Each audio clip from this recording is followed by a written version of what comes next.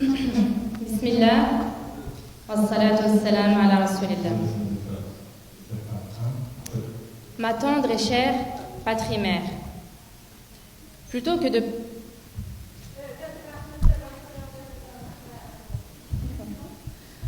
Ma tendre et chère patrie-mère, plutôt que de parler de toi, tu sais bien que m'adresser à toi, je préfère.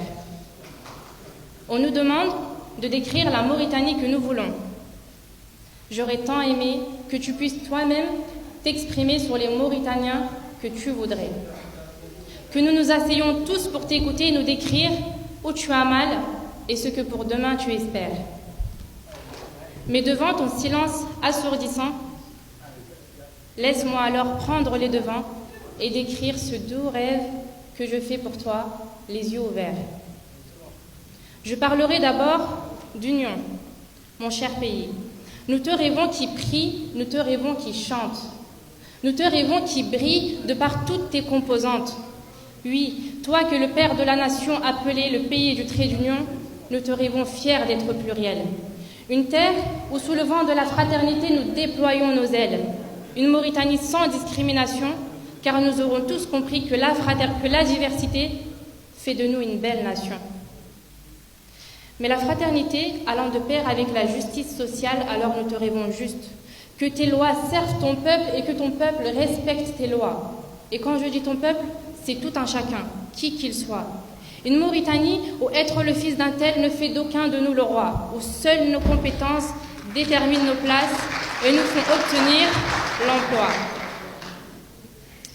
Mais aussi, que demain tous nos élus soient stimulés par une cause autre que leur porte-monnaie.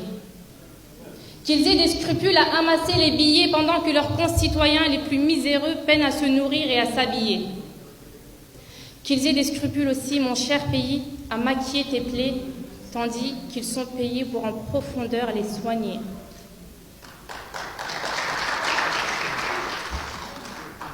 Oui, une société intègre, tellement intègre que les enfants auront l'occasion de questionner.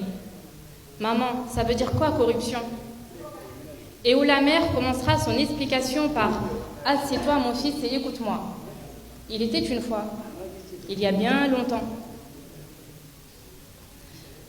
En plus de l'intégrité et de la bonne gestion, nous avons des rêves encore plus terre à terre. Oui, nous rêvons d'une Mauritanie où le système sanitaire est à la hauteur. Je parle d'un système qui éviterait à nos malades la traversée des frontières afin d'accéder à des soins primaires. Car combien de proches connaissons-nous?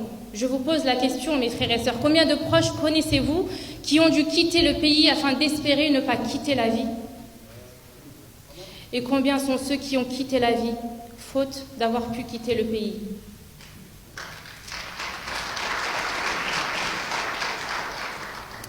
Et combien de fois avons-nous déjà, nous, Mauritaniens de la diaspora, entendu cette phrase? Y aurait-il quelqu'un qui rentre en Mauritanie? J'ai des médicaments envoyés en urgence. Combien de fois l'ai-je moi-même prononcé cette fichue phrase? La vie est si fragile en ton sein, mon cher pays. Et en parlant de vie fragile, comment ne pas évoquer nos routes devenues couloirs du trépas? Ces routes mal entretenues que nous prenons tous, mais dont certains ne reviennent pas. Ces routes qui ne font pas de différence entre cheveux blancs et cheveux noirs. Combien de proches s'y sont perdus au matin de leur vie, à la préface de leur histoire?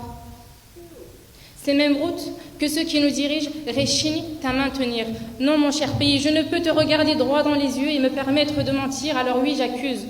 J'accuse ceux censés nous protéger de non-assistance à citoyens en danger.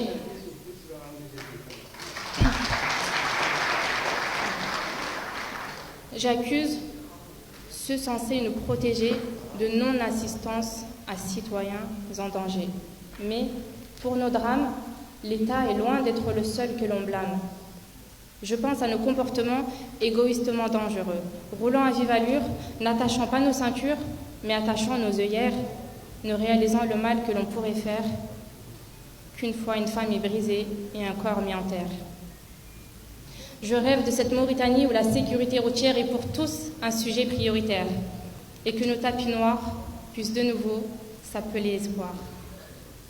Et en parlant d'espoir, nous te rêvons qui rayonne à travers le monde, de par tes mots, de par ta science, de par l'imagination féconde d'une jeunesse toujours plus brillante et à qui on donne la chance.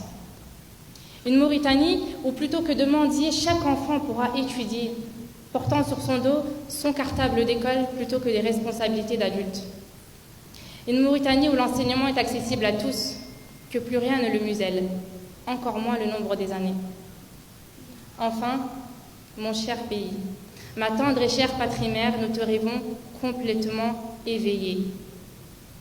Une société d'abnégation où chacun est acteur du progrès. Que demain, nous nous efforcions à placer ton intérêt au-dessus de tout autre critère, qu'il soit tribal, familial, amical, que plus aucun lien face à l'intérêt général ne nous fasse plus jamais taire. Après tout, qu'avons-nous à gagner si notre pays traîne dans la poussière?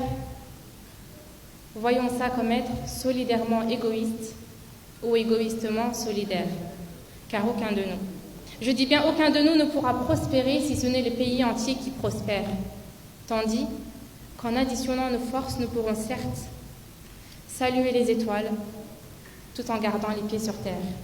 Je vous remercie pour votre attention.